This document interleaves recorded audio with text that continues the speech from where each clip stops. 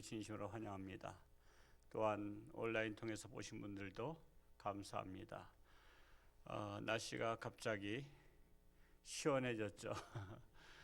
신앙생활하기에 딱 좋은, 정신 차리게 좋은 날씨인데 보일러를 오늘 올렸으니까 내일 아침 새벽부터는 따스하게 아마 온기를 느끼게 될 것입니다. 내려오기 전에 이동원 목사님 새롭게 하소서에서 대담한 간증하는 것을 들어봤는데, 이동원 목사님 얼굴 사진은 되게 아시죠? 보면 굉장히 부잣집 아들 기공자 스타일이고 그러신데, 아버지가 망하면서 고등학생 학생 때부터 채권자가 학교까지도 찾아오고 정도로 정말 자존심 상하고 정말 같이 가족 다 죽자고까지 했던, 그런데 대학도 또 떨어지고, 그냥 대학도 떨어진 게 은혜더라고요. 그런 바람에 또 김정한 목사님 만나서 영어를 공부하고 또 유학의 길이 열려서 목사님이 되셔서 아마 우리나라의 그 목회계에서는 아주 거성인 목사님이 되셨죠. 그리고 지금도 은퇴하시고도 가평 필그림 하우스, 거기에 휴가를 그런 데 가셔도 좋습니다. 거기 가면 숙소도 잘 돼 있고 또 도서관도 있고 또 찻집도 있고 또 순례자의 길도 있습니다. 그래서 여러 가지를 산책할 수도 있고 그 좋은 장소입니다. 그래서 그런 데를 야유회를 가도 좋고요. 그래서 정말 귀하신 목사님, 겉으로 볼 때는 아주 부잣집에 기공자로 태어난 것 같지만 갖은 고생, 가난을 다 겪으셨고 이렇게 했구나. 그러니까 항상 지금 어렵다 할지라도 다 미래에는 예수님 만나고 소망이 있는 줄로 압니다. 오늘 특별히 몽골 러시아 남성계 8분씩이나 오셨어요. 대단하십니다. 제가 다시 쉬어보고 다시 쉬어봤어요. 10분 되셨으면 제의도 보내드리려고 했는데 2분이 모자라서 아쉽습니다만 그래도 이렇게 단합이 잘 돼서 너무나 감사를 드립니다. 이 수요일 날은 이제 잠언도 다 끝나가는데 현숙한 아내에 대해서 이렇게 뭐 할 말씀들이 많다 보니까 오늘 두 번째로 나누게 되었습니다. 지난주 수요일 날은 31장 10절에서 12절까지 말씀드렸는데 10절에는 현숙한 아내의 값은 진주보다 귀하다라고 말씀을 했죠. 그리고 11절에서는 그래서 남편은 현숙한 아내를 믿는다 그랬습니다. 여러분 결혼했을 때는요 무조건 믿어야 됩니다. 믿어야 됩니다. 하여튼 다른 데서 소문이 나도 하여튼 나는 내 아내를 믿기로 했다. 마치 부모가 자식을 믿듯이 믿는 것이 이렇게 중요합니다. 그래서 하여튼 일편단심, 제가 일편단심 용어를 많이 쓰는데 항상 일편단심 믿는다. 현숙한 아내이기 때문에 또 믿어줄 수가 있지요. 그리고 세 번째로 12절에서는 현숙한 아내는 살아있는 동안에 그의 남편에게 선을 행하고 악을 행하지 아니한다. 선을 행하고 악을 행하지 아니한다. 참 요즘에 우리나라 지금 마약 천국이 됐다래요. 참 심각한 이야기인데요. 지금 마약이 엄청 들어왔답니다. 지금 청소년들 중에 마약에 중독된 아이들이 그렇게 많다래요. 그리고 마약을 통해서 이렇게 지금 그래서 그것을 이렇게 분별할 수 있도록 진단 키트처럼 여러분 모르는 남녀들이 만나서 하여튼 기절시켜 가지고 납치해서 성폭행하고 이런 일들이 많아서 자가 진단 키트처럼 그런 것도 나왔어요. 그래서 커피라든가 술이라든가 거기다 딱 넣으면 색깔이 변한다래요. 그래서 그런 것들을 미연에 방지할 수 있는 그런 것도 있다랍니다만 지금 엄청 타락합니다. 지금 우리나라가 이렇게 심각하게 타락한 나라로 가고 있어요. 그러나 부부는 믿는 거죠. 부부는 믿습니다. 그래서 하여튼 끝까지 남편은 아내를 믿고 아내는 남편을 믿는 것이 참으로 중요하다. 그리고 선을 행하고 악을 행하지 않는다라고까지 지난주 말씀을 드렸어요. 오늘은 13절부터 시간 될 때까지 해보겠습니다. 우리 13절을 같이 한번 읽어보겠습니다. 시작. 그는 양털과 삶을 구하여 부지런히 손으로 일하며. 즉 현숙한 아내는 부지런히 일한다라는 것입니다. 부지런히 일한다. 대체적으로 남편이 사업을 일으키지만 여장부로서 사업을 일으킨 분들도 계시죠. 여장부로서 교회는 그래서 이 교회를 일으키는 것도 여장부들이 일으켜요. 여장부들이. 그래서 여성들이 앞서가죠. 전도도 열심히 하고요. 정말 부지런히 합니다. 봉사도 열심히 하고요. 뭐 식당 봉사도 사실 거의 다 여성들이 많이 하잖아요. 그래도 앞서가는 교회는 또 남자들도 같이 하고 그러는데 저희 교회도 또 남자분들 중에서도 또 같은 교구에 속했을 때 같이 힘든 일들을 거두신 분들도 많이 계십니다. 너무나 감사한 일이고요. 근데 이제 전도는 여성분들이 많이 하는 것 같아요. 지금도 이렇게 전도 통계를 보면 남자분들보다 여성분들이 많이 해요.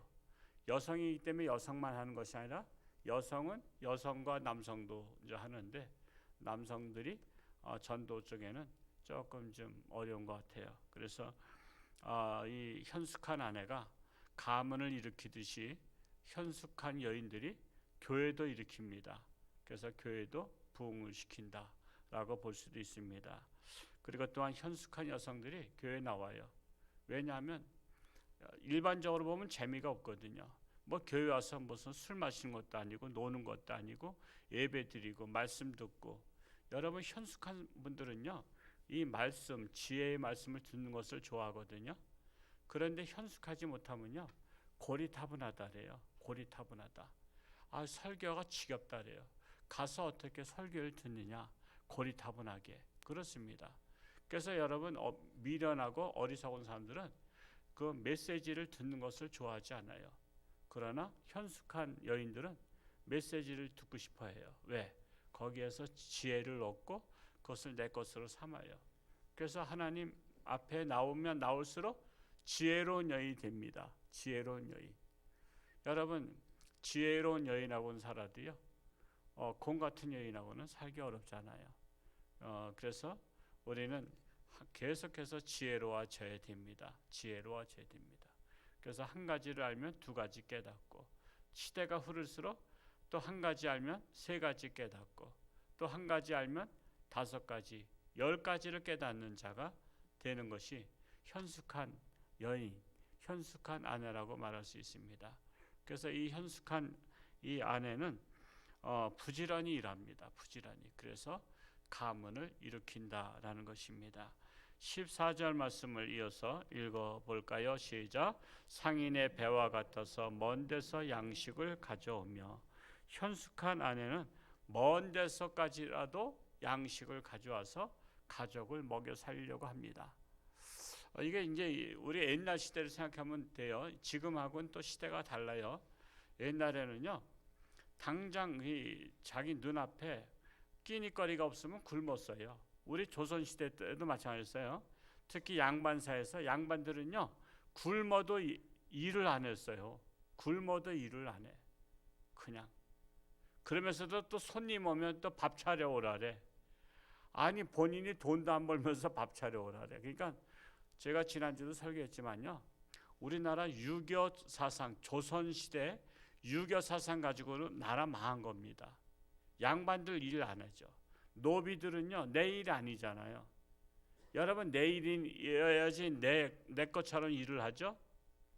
그러니까는 깨지락깨지락해. 그러니까는 먹고 살기가 참 힘든 거야. 먹고 살기가 힘들어. 그러니까 망할 수밖에 없어요. 참 이승만 대통령께서 참으로 좀 그분의 역사를 보셔야 돼요. 우리나라를 일으키게 된 공산주의로부터 지킨 것이 그분이 감옥을 쿠데타, 그분 머리가 그렇게 좋대요. 그 고성에 가면 이승만 박사 별장 기념관이 있어요. 또 이기붕 기념관도 있고, 이기붕 기념관은 뭐 별 볼 일 없고, 또 김일성이 또 거기 가서 또 놀았다는, 쉬었다는. 그러니까 옛날 6.25 전에는 거기가 북한이었어요. 속초까지 북한이었죠. 그랬다가 6.25 전쟁 때 이 동쪽에는 우리나라 국군들이 계속 싸웠어요. 그래서 휴전하기 전에 얼른 땅을 많이 뺏자고 해서 많이 뺐었고요. 이쪽 서쪽에는 유엔군이 싸우다 보니까 막 목숨 걸고 싸우기가 힘든 거야. 남의 나라까지 와가지고. 그래서 깨지락깨지락 싸워서 그냥 임진강을 경계로 해서 이렇게 되고, 이 383을 보면 위쪽으로 쭉 올라갔잖아요. 동쪽에는 올라갔어요. 그쪽에는 그만큼 우리나라가 많이 이게 싸워서 그랬던 것입니다. 참으로 이 나라가 너무 어려운 거야. 어려운 거야. 그래서 그가 쿠데타를 일으켰는데 실패했지만 감옥에 가서 성경을 읽게 된 겁니다. 감옥에 가서 성경을, 제가 지난주에 얘기했죠. 이 목에 칼관을 씌우고 손은 뒤로 묶고 그런 상태에서 그 깜빵 동기들이 성경책을, 그 한문 성경이죠. 성경책을 올려주고서 넘겨주는 거예요. 한 페이지 넘기고 두 페이지 넘기고. 그러다가 그 감옥에서 성령을 받았잖아요. 그래서 감옥에서 예수 믿는 사람들이 늘 예배드리고 기도하고 그렇게 하다가 이렇게 나라를 이끄는 거예요. 그러니까 하나님은요, 한 사람을 들어 쓰는 걸 볼 수 있어요. 그분이 아니었다면 우리나라는 북한 체제가 됐죠. 공산주의. 왜? 노비 출신들이 70%라 했잖아요. 노비들은 평생 한이 맺힌 거야. 사람 대접 못 받았거든. 근데 공산주의가 사람 대접 받는다고 하니까 사람 대접, 평등한 사회, 다 똑같이 잘 먹고 잘 사는 세상을 만들겠다고 하니까 넘어갈 수밖에 없잖아요. 그래서 공산주의를 다 표방했고, 이제 대한민국 건국하면서 이제는 양반이나 노비나 편은 한 표씩 다 동등하게 했잖아요. 그러다 보니까 노비 출신들이 더 많다 보니까 공산주의 될 수밖에 없는 우리나라가 자유민주주의 된 것도 기적입니다. 하나님께서 하신 거예요. 하나님께서. 정말. 그래서 우리가 지금 이렇게 예배 드리고 하지요. 김정은 체제 밑에 있었으면 지금 예배 드릴까요? 예배가 뭡니까? 세계에서 가장 못 사는 나라로 살아가죠. 그래서 정말 이렇게 해안이 있는 남자도 있지만 그 여자들이 정말 멀리까지 가서라도 내가 가족들을 먹여 살리겠다는 그 책임감, 현숙한 아내는 그러니까 책임감도 있는 거예요. 책임감도. 그런 이야기도 있잖아요. 밥 해오라는데 밥할 건 끼니는 없고, 그러니까는 옛날에 여자들은 머리를 길었어요. 굉장히 길었습니다. 머리 짧은 거는 상상도 못할 시대죠. 그런데 손님이 왔다고 밥 차려오라고 양반 입내하고서는 있는 척 하는 거야. 체를 많이 해서 양반들은 그냥 있는 채. 걸어가다가도 저기 막 급한 일 있으면 뛰어가다가도 앞에서 사람이 오면은 점잖하게 걸어가다가 그 사람 지나가고 나면 또 얼른 뛰어가고 그랬어. 그러니까는 이 위선자예요. 위선자. 양반들이 위선자예요. 그러니까 이 현숙한 아내가 머리를 잘라서 시장에다, 옛날에도 머리카락은 굉장히 비쌌나 봐요. 우리가 60년대 70년대만 해도 가발 공장이 발달돼 가지고 그 머리가 엄청 비쌌잖아요. 그러니까 머리를 잘라서 팔아 가지고라도 집안 식구를 먹여 살렸다고. 이게 바로 현숙한 아내의 자세야. 내가 눈앞에 먹을 것이 없다 해서 굶는 것이 아니라 내가 멀리까지 가서라도 내가 우리 식구들을 책임지겠다라는 그런 결연한 의지가 있는 것이 현숙한 아내라는 것입니다.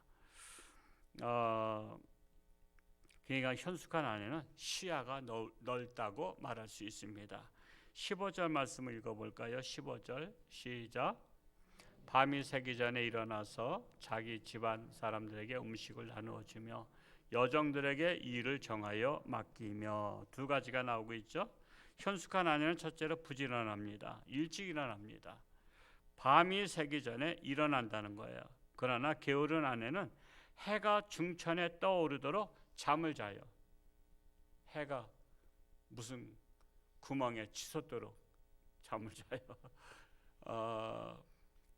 주일날도 잠자느냐고 못 왔다는 분들이 있어요. 이제 보고서 보면 아니 11시 예배 때까지도 잠을 자요? 11시 예배 때까지 밤새워서 일했다면 또 이해가 가. 직장에서 야근 근무했다면 이해가 가지만 맨날 컴퓨터 게임 하는 거. 지금 젊은 부부들은요 컴퓨터 게임에 빠진 사람들이 많아요. 컴퓨터 게임 하냐고 밤 3시, 4시, 5시까지 노니까 그러고 나서 이제 남들 일어날 시간에 잠을 자는 거야. 그러니 그 예배에 참석할 수가 없는 거죠. 삶의 스타일을 바꿔야 돼요. 일찍 자고 일찍 일어나자.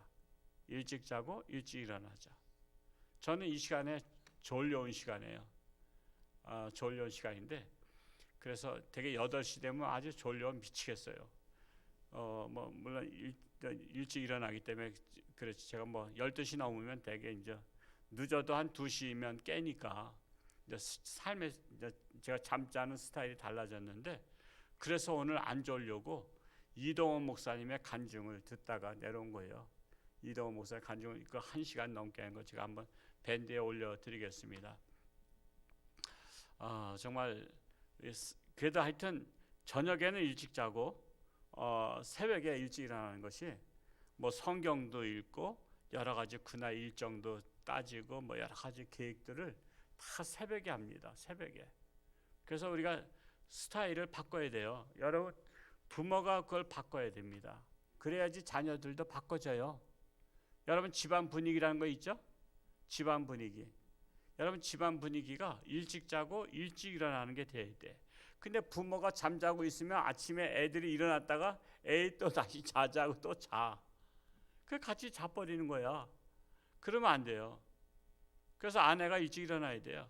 일찍 일어나서 깨워야 돼. 남편도 깨우고 자식들도 깨우고 일어나. 밥 먹어. 밥 먹자. 빨리 씻고 밥 먹자.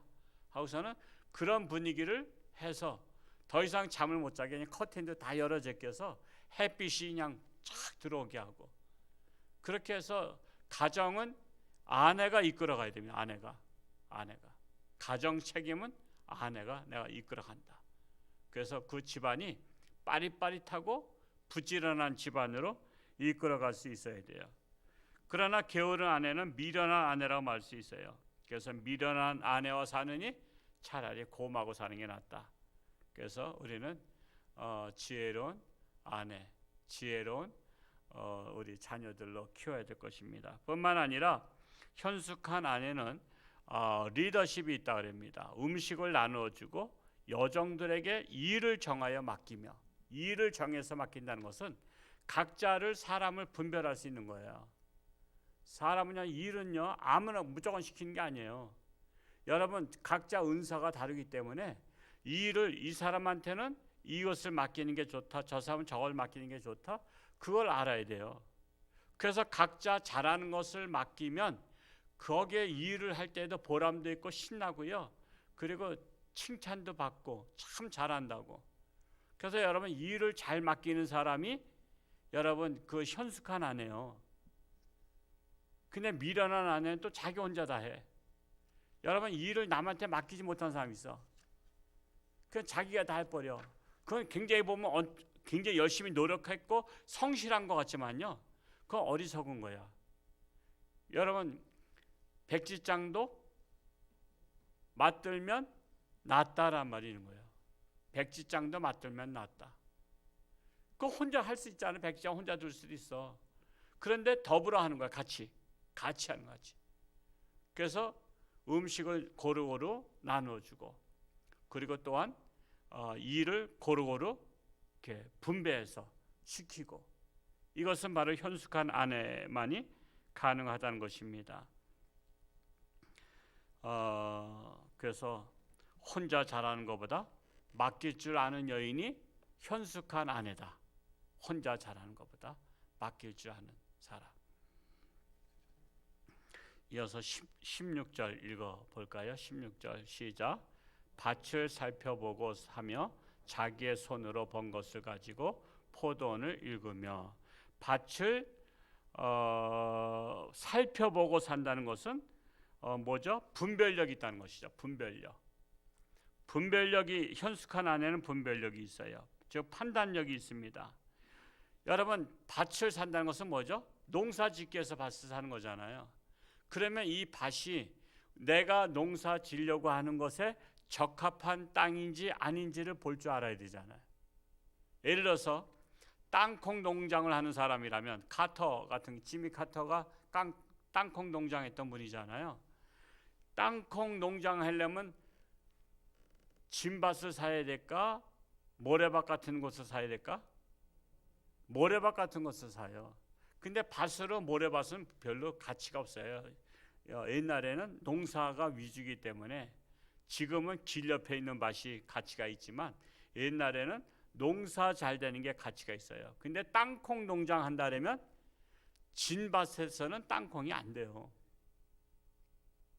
그러니까는 밭을 선별할 줄 아는 거야. 내가 농사 짓고자 하는 것에 적합한 땅인지를 아는 거야. 그러니까 이게 분별력이 있는 거야. 현숙한 아내는 분별력이 있다. 그래서 아무거나 남들이 산다고 다 사는 게 아니야. 남들이 막 아파트 산다고 아파트 사고, 남들이 어디 투자한다고 투자하고, 지금 그러다 다 망해요. 지금 서울의 아파트 계속 떨어지고 있죠. 떨어져요. 그리고 더 떨어져야 된대요. 더 떨어져야 돼. 그러니까 남들 그냥 아파트 사면은 막 그냥 한다 그러는데 지금 더 계속 떨어집니다. 그리고 웬만한 도시에 산 아파트는요, 이제 한번 사놓으면 팔지도 못해요. 팔지도 못해. 여러분, 인구가 지금 계속 이제 줄죠. 0.8%? 지금 둘이서 0.8명을 낳아. 그러면 이제 지금 점점 줄어들어요. 근데 아파트는 보통 50명 이상 가잖아요. 튼튼히 졌기 때문에. 근데 이제 공실률이 엄청 많아요. 아파트 져가지고 이제 못 파는 것도 많고, 한번 들어가면 애물단지 되는 거 많아. 그러니까 남들 한다고 하지 말라 이거야. 남들 한다고 하지 말고 자기 나름대로 노하우와 판단력이 있어서 그런 여러 가지 시대적인 상황, 출산율과 여러 가지 종합적인 판단을 하고서 사야 된다는 거예요. 그게 누구나 가능하죠? 현숙한 아내나 가능하다는 거예요. 현숙한 아내. 현숙한 아내는 밭을 살펴보고 사며, 살펴본다는 것은 농사에 적합한지 그 시대에 적합한지를 안다는 거예요. 그래서 여러분, 현숙한 아내를 얻는 것이 또 이게 지혜로운 남자예요. 현숙한 아내. 그래서 여러분, 현숙한 아내를 얻도록 기도해야 되고요. 이 자녀들도, 여러분 며느리도 현숙한 며느리가 들어올 수 있도록 기도하고 또 그런 판단력을 키우는 게 중요합니다. 근데 어리석은 여인은 남의 말만 믿고 결정한다는 거예요. 그리고 나서 잘못되면 남을 원망하죠. 잘못되면 남 원망해. 왜? 누구 때문에 했다. 누구 때문에. 난 누구 때문에 망했다 이거예요. 여러분, 남 탓으로 돌리는 여인은 결코 현숙한 아내가 될 수 없습니다. 현숙한 아내는 자신이 판단하고 자신이 결정하고 자신이 책임져요. 이게 현숙한 아내야. 자신이 판단하고 자신이 결정하고 자신이 책임져. 근데 누구 때문에 우리 망했다. 벌써 그 얘기 딱 하는 순간 그 사람은 미련한 사람이라 본 틀림없어요. 왜 누구 때문에 망해? 내 인생을 왜 누구한테 책임을 전가하냐 말이야. 자기가 판단하고 자기가 살펴보고 자기가 결정하고 결정된 것은 자기가 결정했기 때문에 자기가 책임을 지는 거예요. 그런 자세를 가져야 돼요. 저는 우리 홍천중학교 성도님들은 누구 때문에 망했다 그런 소리 나오지 않길 바랍니다. 누구 때문에 망했다 그러면 나는 미련한 여인이다, 나는 미련한 사람이다 말한 것 같아요. 우리는 항상 선택한 것에 대해서는 내가 책임을 져. 내가 책임을 져. 남이 억지로 나를 끌고 갔다면 몰라도 항상 내가 결정하잖아. 내가 결정하기 때문에 내가 책임을 지는 겁니다.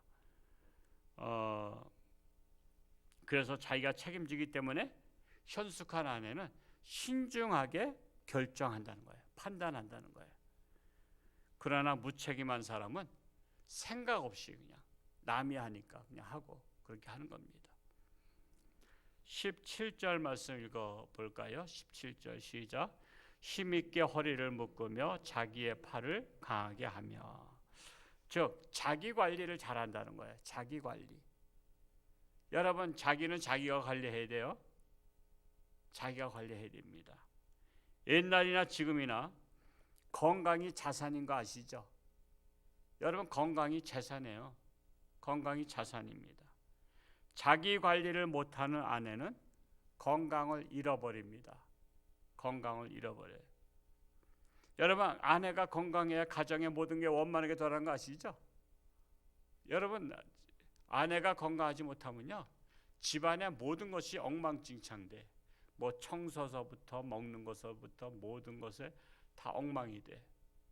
그래서 현숙한 아내는 가정을 원활하게 돌아가기 위해서 자기 관리, 건강 관리를 잘 해요. 건강 관리. 건강이 참 중요해요. 우리 어르신들 가끔 잠깐 넘어지시고 그랬는데 어르신 되면 기운이 없어요.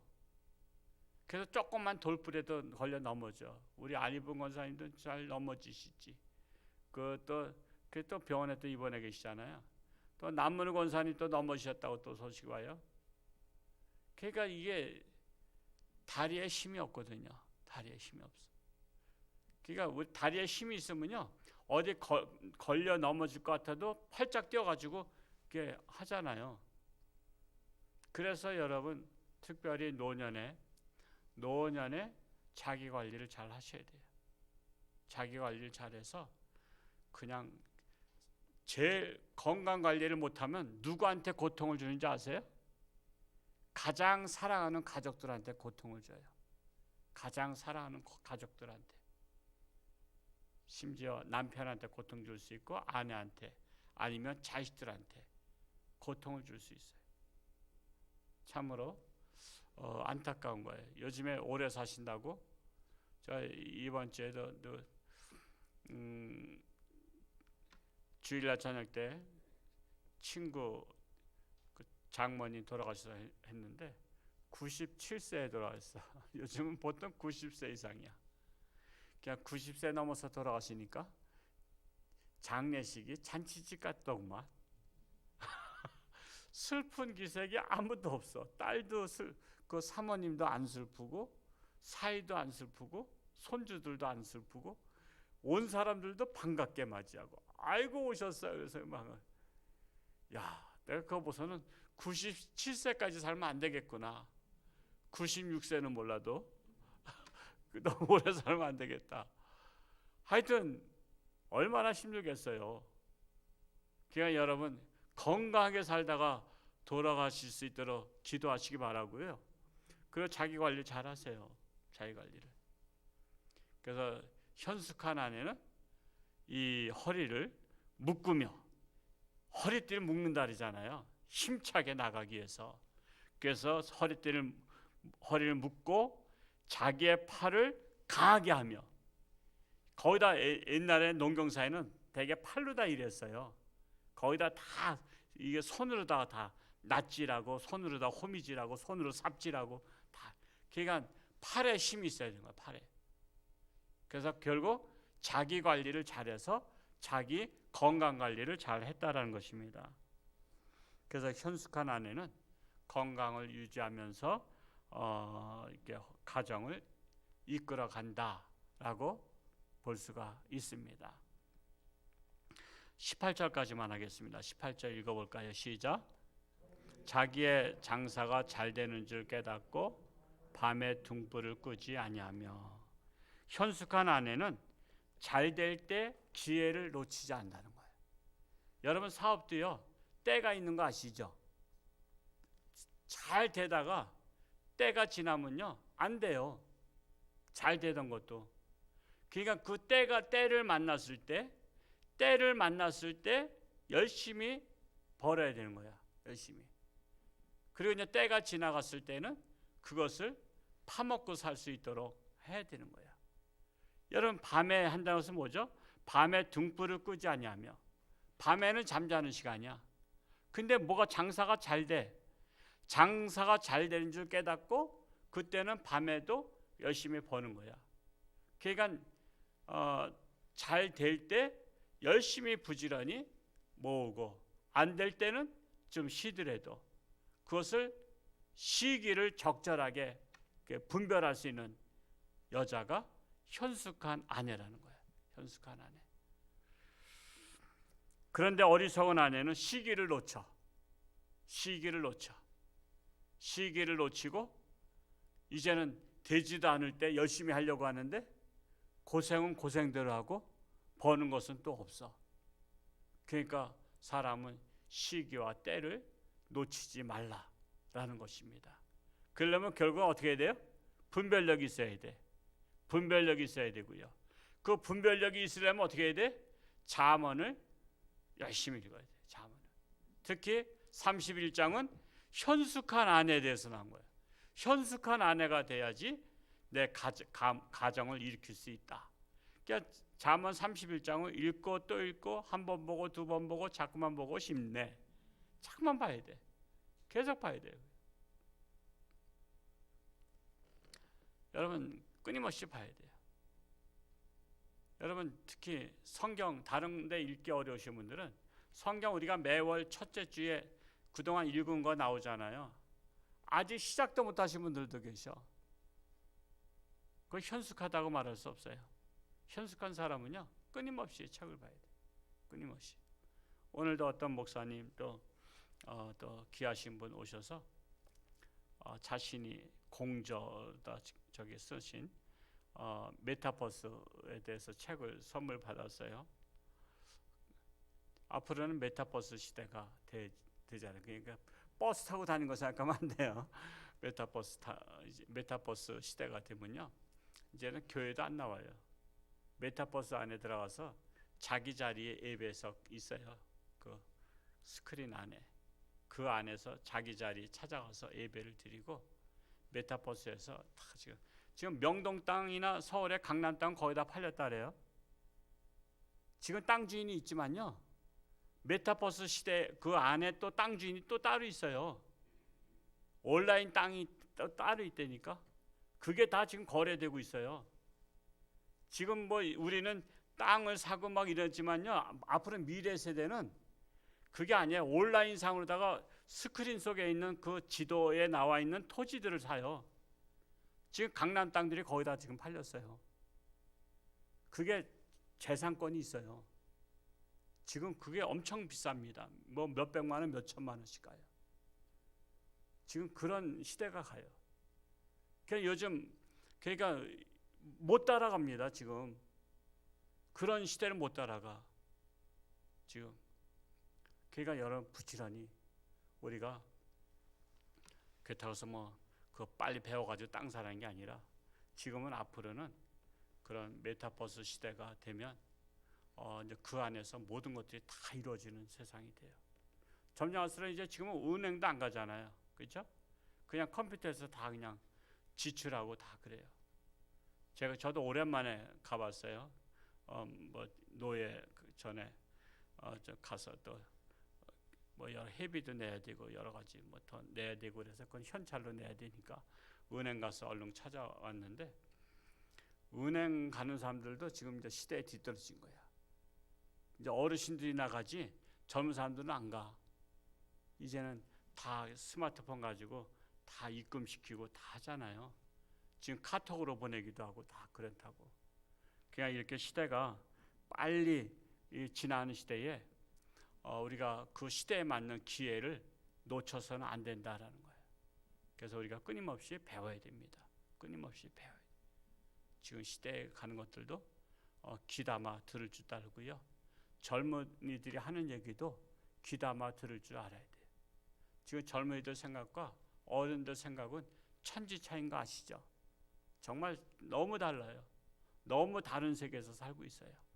그래서 우리가 끊임없이 우리 교회는 그럼에도 불구하고 밑바탕에는 이 잠언이 지혜가 있어야 돼요.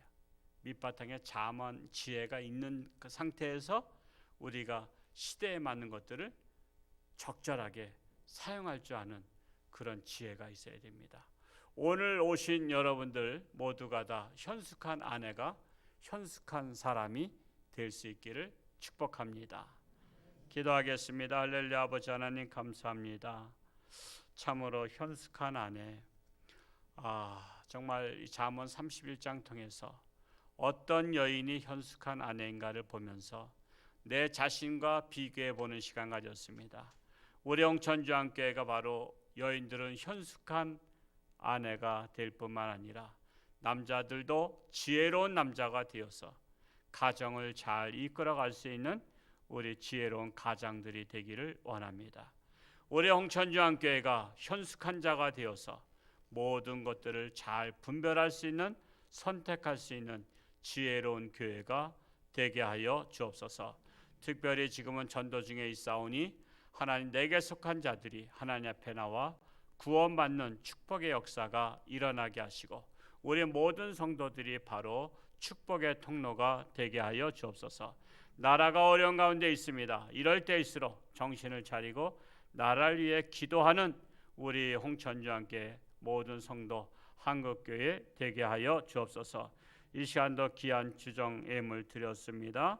하나님 기뻐 받아 주옵시고 온 가족 또한 자손들이 구원받으며 또한 하고자 하는 일들이 주님 안에서 이루어질 수 있도록 축복하여 주옵소서.